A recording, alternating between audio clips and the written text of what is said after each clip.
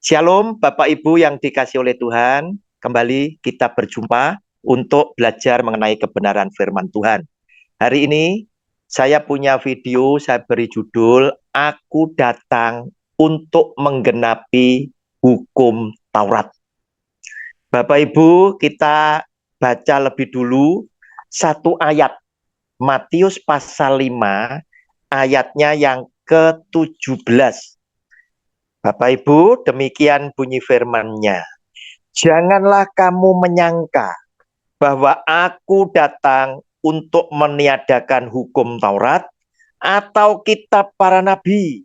Aku datang bukan untuk meniadakannya, melainkan untuk menggenapinya. Bapak Ibu, arti kata menggenapi itu apa?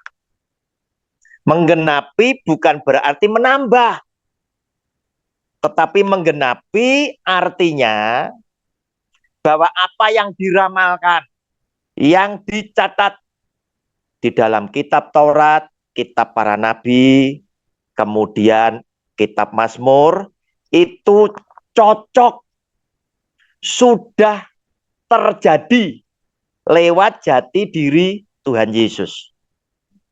Bapak Ibu, ini sekilas untuk membuat kita masuk ke dalam perenungan. Sebelum saya mengupas, saya akan tayangkan lebih dulu. Ya, banyak pembicara bilang bukan untuk meniadakan hukum Taurat, tetapi untuk menggenapi. Mereka bicara sampai di sini saja tanpa dikupas. Sehingga jemaat yang mendengarkannya masih menyisakan banyak pertanyaan. Apa arti kata menggenapi? Sebab banyak pembicara tidak mengupas arti kata menggenapi secara tuntas. Kita saksikan tayangan video yang berikut itu. Pada waktu saya sekolah Alkitab, dijelaskan ada 3 macam hukum Taurat. 1, 10 hukum Taurat. Kedua, hukum makanan. Ketiga, hukum pentahiran. Dibagi 3 besar. Saudara, Alkitab berkata nggak ada satupun yang bisa melakukan. Tuhan berkata Tuhan tidak menggagalkan, tapi Tuhan menggenapi. Manusia nggak bisa selamat kalau tidak melakukan hukum Taurat. Maka Tuhan Yesus melakukan, dia menebus ketidakmampuan kita. Jadi setelah kita percaya Tuhan, kita tidak boleh hidup dalam hukum Taurat. Yang percaya katakan. Nah Bapak Ibu, itulah video yang memberkati kita. Video yang kita akan renungkan bahwa seperti apa yang saya katakan, banyak pembicara bilang bukan meniadakan, Tuhan tidak menggagalkan, tetapi Tuhan menggenapi. Nah, pembicaraan ini berhenti sampai di sini. Arti kata menggenapi tidak dikupas secara tuntas sehingga menimbulkan kesimpulan pendengar yang keliru. Oleh karena itu, lewat video saya kali ini, saya akan tunjukkan ya apa artinya menggenapi. Dan saya tadi bilang keliru, kenapa? Lihat apa yang dikatakan oleh Pastor Petrus Hadi Santoso di khotbah tadi, ya. Beliau bilang, Tuhan tidak menggagalkan tapi menggenapi. Nanti saya buktikan beliau keliru. Di ending video beliau berkata, jadi orang yang sudah percaya kepada Tuhan tidak boleh hidup di bawah hukum Taurat. Nah, kan begitu. Tidak boleh lagi hidup di bawah hukum Taurat. Harus tinggalkan hukum Taurat, hidup di bawah kasih karunia. Artinya kan begitu. Berarti hukum Taurat sudah tidak diperlukan lagi. Nah, sekarang arti menggenapi apa? Tentunya sebelum saya ke sana, Anda pun akan bertanya, apakah Tuhan Yesus itu juga pernah sih ngomong bahwa hukum Taurat itu punya periode masa berlakunya kapan, sampai kapan? Saya bilang, iya ada. Kita lihat dalam Lukas pasal 16, ayatnya yang ke-16. Mari Bapak Ibu, saya bacakan. Tetapi saya mau fair. Saya tambah satu ayat 17 ya. Hukum Taurat dan kitab para nabi berlaku sampai kepada zaman Yohanes. Yang dimaksud ini Yohanes adalah Yohanes Pembaptis. Sejak Yohanes Pembaptis muncul, hukum Taurat sudah tidak diperlukan lagi. Sebab apa? Nanti kita akan melihat, sudah digenapi. Dan sejak waktu itu kerajaan Allah diberitakan dan setiap orang menggagainya, berebut memasukinya. Ayat 17 membuat banyak jemaat bingung lagi. Lebih mudah langit dan bumi lenyap daripada satu titik dari hukum Taurat batal. Nah, Bapak Ibu, kalau khotbahnya ditekankan di sini, ya, kesannya hukum Taurat ini tidak pernah dibatalkan.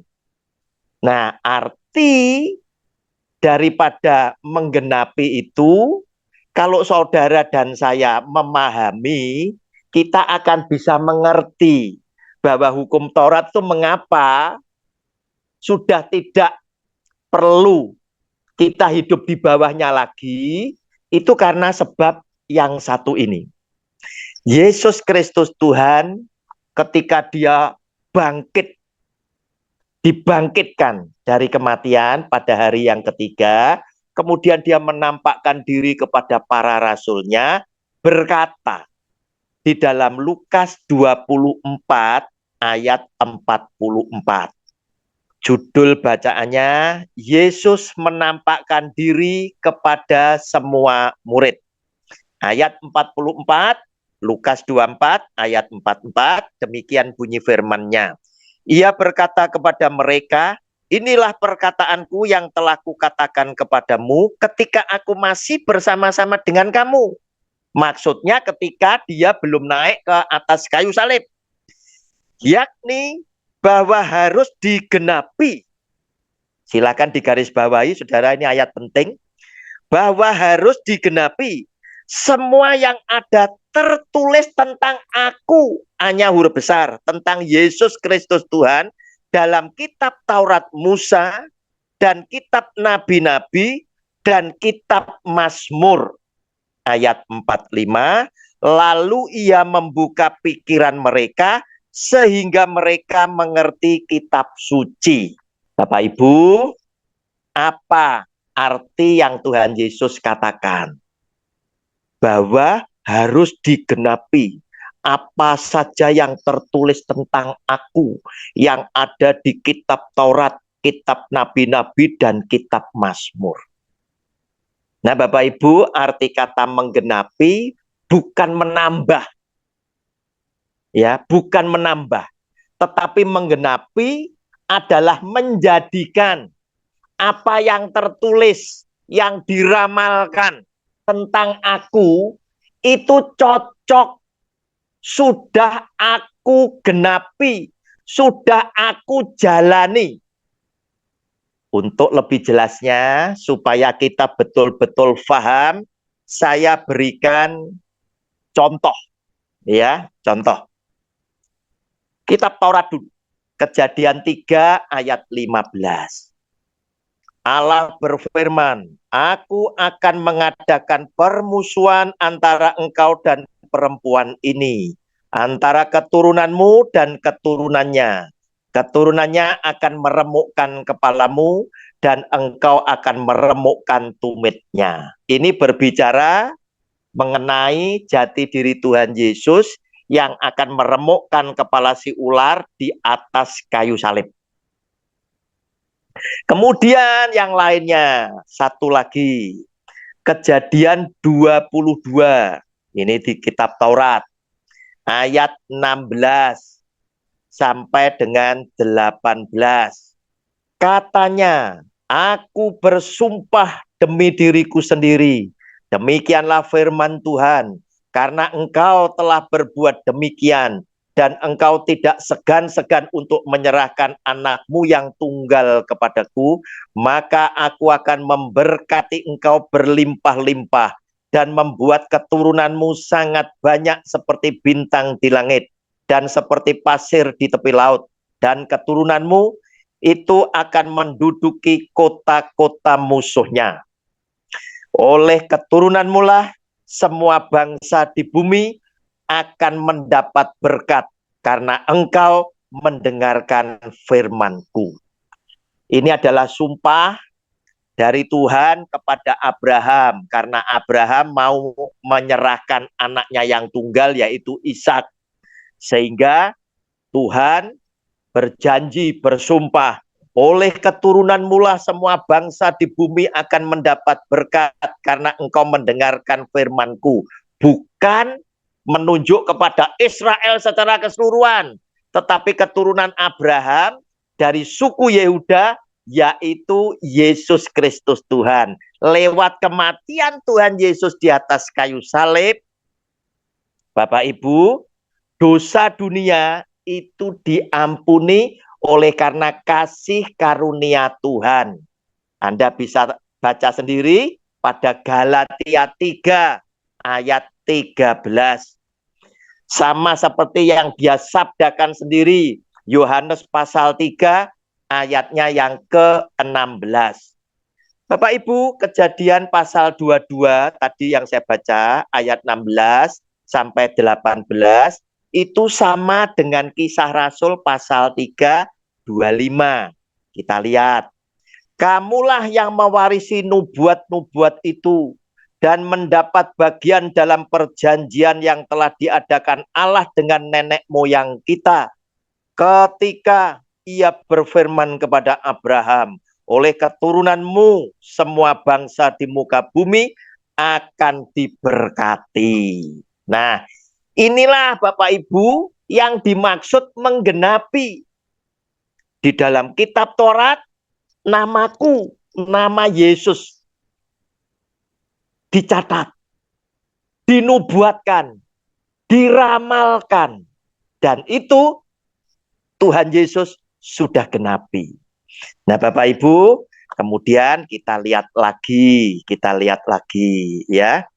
Ini saya ambilkan aja kitab para nabi ya. Maleaki pasal 4 ayat yang ke-5. Ya.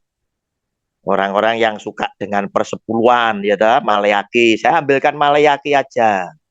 Sesungguhnya aku mengutus Nabi Elia kepadamu menjelang datangnya hari Tuhan yang besar dan dahsyat itu. Kitab Nabi Maleaki mencatat Tuhan Yesus. Di mana? Maleaki pasal 4 ayat yang ke-5 itu sama dengan Matius 17 ayat 10 sampai 13. Demikian firman Tuhan. Lalu murid-muridnya bertanya kepadanya, kalau demikian mengapa ahli-ahli Taurat berkata bahwa Elia harus datang dahulu?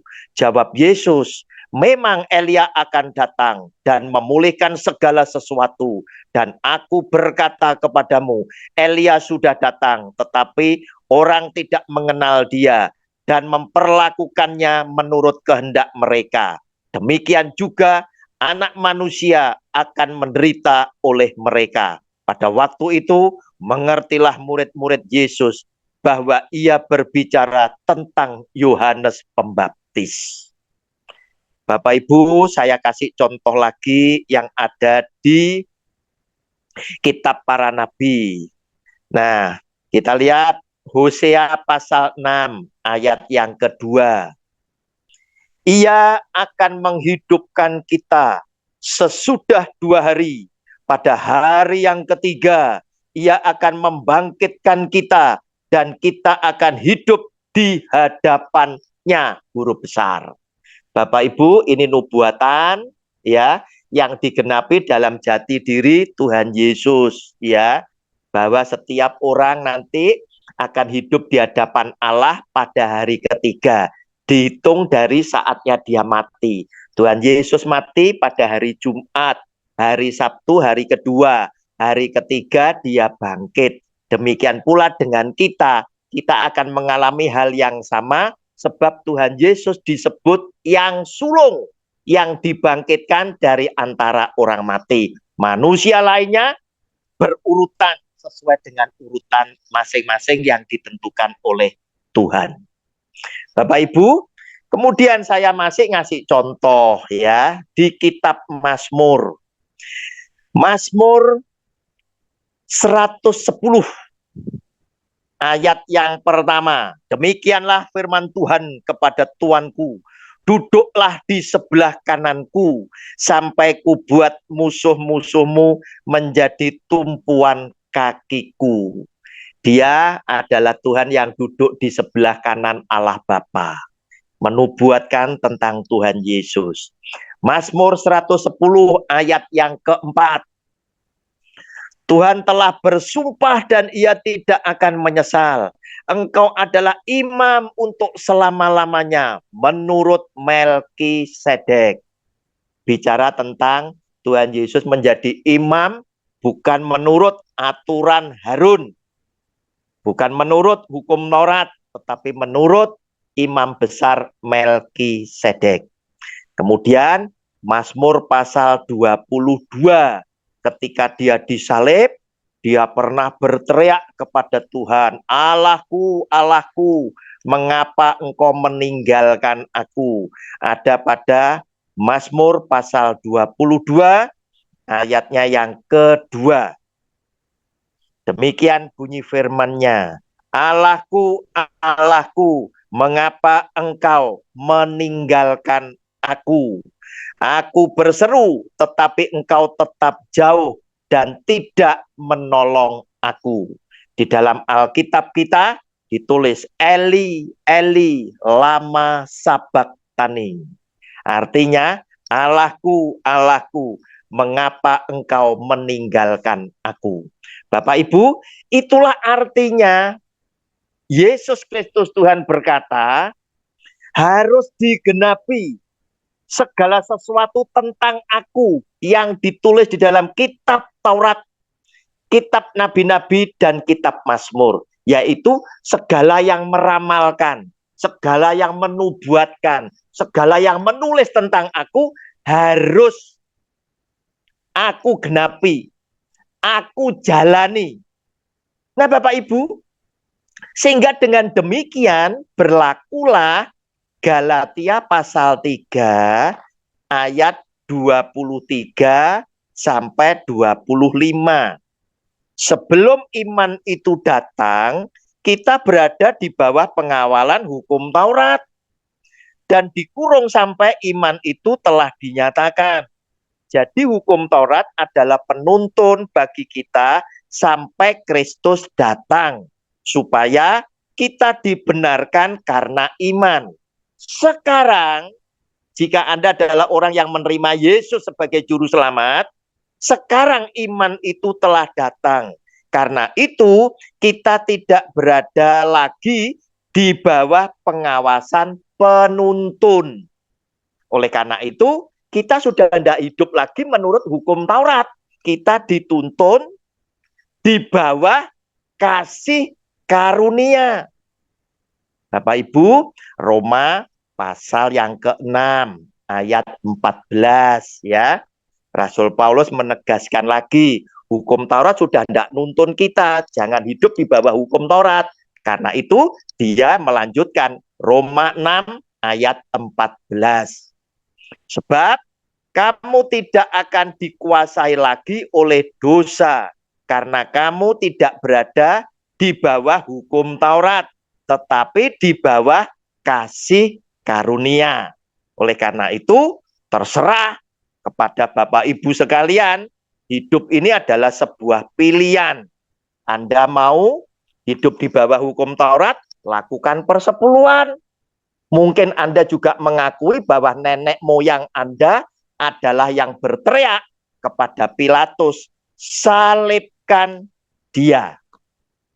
Bapak Ibu, itulah penjelasan saya. Biarlah video yang singkat ini mencerahkan Anda semuanya yang rajin belajar bersama saya lewat video saya yang jauh dari sempurna ini. Tetapi minimal lewat video saya, semua orang yang sedang bertanya-tanya, apa arti menggenapi? Menggenapi adalah yang ditulis di hukum Taurat dinyatakan di dalam kehidupan Kristus. Sehingga perjanjian lama tidak perlu dibuang, tidak perlu disobek. Tetapi biarkan menjadi catatan sejarah. Sehingga ketika orang-orang bertanya, Yesus itu siapa? Anda bisa menunjukkan karena ada perjanjian lama. Ada kitab Taurat, ada kitab nabi-nabi, ada kitab Mazmur, kita bisa tunjukkan. Yesus yang engkau tanyakan adalah ini. Yang ditulis di dalam kitab hukum Taurat, yang ditulis di dalam kitab nabi-nabi, dan yang ditulis di dalam kitab Mazmur. Tuhan Yesus memberkati Anda bersama keluarga, sebagaimana Tuhan Yesus sudah memberkati saya bersama keluarga. Amin.